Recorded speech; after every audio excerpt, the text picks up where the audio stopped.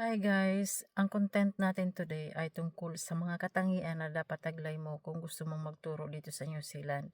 Una, dapat ikaw ay risk taker. Dapat malakas ang loob mo na sumubok sa mga bago, like bagong curriculum, bagong kapaligiran, bagong culture.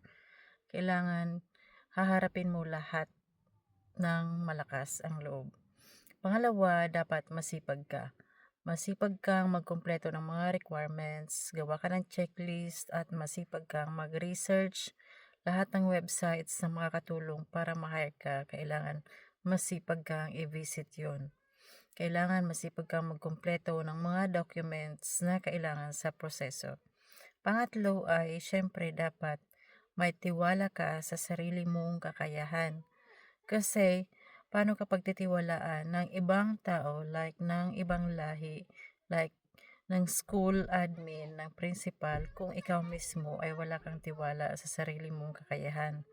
Kasi ang iba, nababasa ko, nag-aalangan silang mag-apply kasi nga sabi nila hindi daw sila magaling mag-English, paano daw nila um, haharapin yung klase na araw-araw magsasalita ng English.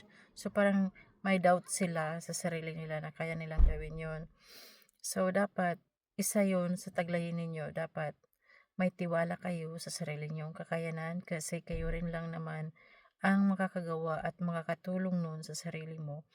Kahit anong advice or guide sa'yo ng ibang tao, kung yung sarili mo ay hindi mo kayang tulungan, ay wala rin pong mangyayari. So, hope you like my content. Thank you for watching. Good luck, mom and sir.